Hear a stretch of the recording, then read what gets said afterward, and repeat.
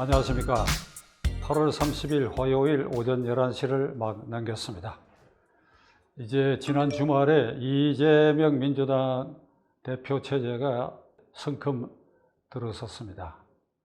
이재명 대표는 대표된 직후 인터뷰를 통해서 윤석열 대통령을 향해서 영수회담을 제의했습니다. 그리고 어제 처음 열린 최고위원회의에서 민생 문제에 관해서는 여야가 있을 수 없다. 따라서 이런 문제들을 협의하기 위해서 윤 대통령에게 영수회담을 다시 제안한다. 이런 말을 했습니다. 그리고 덧붙여서 당내에 민주주의 위기 극복 대책 특위를 두겠다. 민생 문제 전념하겠다. 그리고 민주주의 위기 극복을 위한 특별대책위를 구성하겠다. 이 뒷부분 민주주의 위기 대책이라고 하는 것이 결국은 자신에 대한 일련의 사법 처리를 방탄하기 위한 특별위원회를 구성하겠다는 뜻으로 해석할 수밖에 없습니다. 같은 날 같은 장소에서 박홍근 원내대표는 아주 공개적으로 문재인 전 대통령에 대한 사법 처리 그리고 우리 당 소속 의원들에 대한 표적 수사 등은 정치 탄압이고 정치 보복이니까 이걸 중단해야 된다. 그래야 진정한 의미에 있어서 여야 협치가 가능하다. 그러니까 이제 이재명 대표의 이 전략 전술은 겉으로는 민생 문제를 내세운 윤 대통령과의 영수회담 제의지만은 뒤로는 그에게 몰아닥치고 있는 쓰나미라고 해도 좋을 만한 사법 처리의 태풍이 그를 향해서 불어오는 마당이니까 이걸 피하기 위해서 당내 강력한 대응체제, 그 대응체제라는 게 국회의원 전원 또는 당원 전원 개딸들을 총동원해가지고 자기에게 조여들은 사법 처리를 이게 저항하기 위해서 용산에 있는 대통령실 또는 대검찰청, 법무부 등을 포위해가지고 히틀러가 나치 당원을 총동원해가지고 베를린에 있는 국회의사당을 포위해가지고 수권법을 제정하라, 수권법을 제정하라 소리 지르가 압력을 가하고 개별 의원들에게 그래야 드디어 수권법을 제정하도록 하는 이런 방식의 전략 전술을 지금 구상하고 있지 않느냐.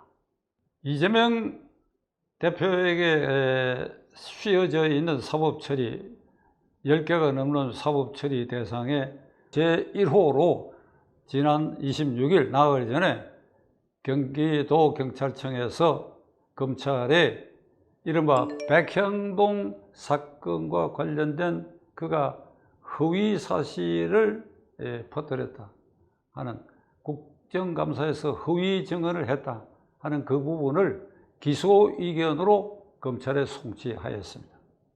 특단의 사유가 있지 않은 한 그는 그 부분 허위사실 공표 백형동과 관련된 그 부분은 기소되게 이르렀습니다. 9월 9일 이전에 아마 기소가 될 것입니다. 어떤 것에 대해서 허위 증언을 했는가? 백형동, 성남시 백형동에 있는 한국식품연구원이 지방으로 이전하기 때문에 그 틀을 자연녹지에서 준주거지로 용도 변경을 한 것이 당시 성남시장으로 있을 때에 그가 결재한 일인데 이걸 국회에서 야당 의원들의 질문에 대해서 이게 4단계로 용도를 변경하는 것은 보통 수년이 걸리기 마련, 4, 5년이 걸리고 종당에는 안 되는 수가 많은데 딱 6개월 만에 이것이 됐다. 6개월 만에 된 것은 성남시장 선거 캠프의 본부장을 지내고 뭐 성남시에도 무슨 공직을 맡았고 거의 최측근이 그 시행사에 이사로 들어간 직후부터 이게 신속하게 진행이 돼서 6개월 만에 준저거지로 이 용도 변경이 돼가 거기 아파트를 지어가지고 어마어마한 이득을 챙기고 급기야는 그 측근인 이사와 시행사의 사주 측과의 이게 이익 분배를 두고 싸움질까지 났다라고 하는 것이 지금 정황으로 드러났는데, 자 어떻든 그 부분에 의해서 당시에 성남시장이 어떤 이재명 시장이 국회에서는 경기도지사가 된 신분으로 그 당시 일을 증언하면서 국토교통부의 압력에 못 이겨서 내가 준주거지역을 용도 변경을 했다. 자연 녹지에서. 근데 이제 경찰이 여러 달 조사를 한 결과 국토교통부가 압력을 가한 일이 없다. 이건 순전히 본인이 제거했고 그 배후에는 이 측근이 시행사에 임원으로 들어간 직후부터 일이 전개됐다. 그러니까 이 사건은 공직선거법 위반으로 일단 기소 의견으로 송치해서 기소될 겁니다.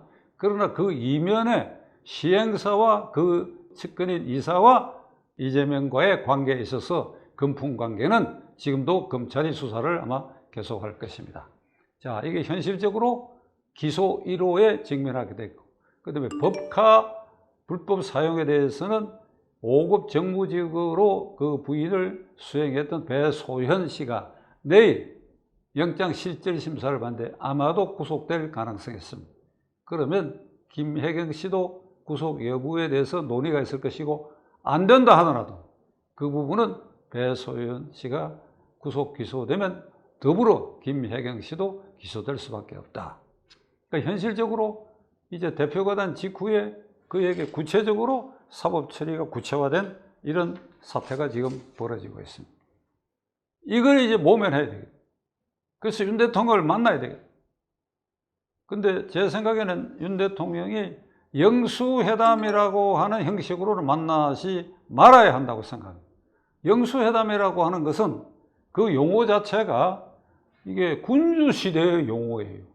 여당의 이 우두머리가 있고 영수가 있고 야당의 우두머리 영수가 있다. 그러니까 민주적 절차라고 하는 거 이것은 완전히 도외시해 버리고 영수끼리 회담해가 합의하면 그대로 되어버린다는 이런 관념이 있는데, 윤 대통령은 지금 여당의, 글쎄 영수라는 개념을 쓰더라도 여당의 영수가 아닙니다. 여당 대표는 지금 현재 공석 상태예요.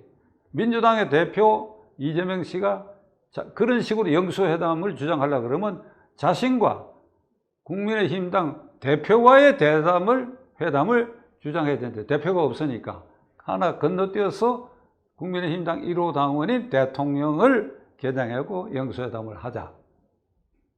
근데 거기에 자칫 대통령이 말 실수를 한다라든지 주의를 기울이지 않으면 이재명의 농간에 덫에 걸릴 수가 있습니다.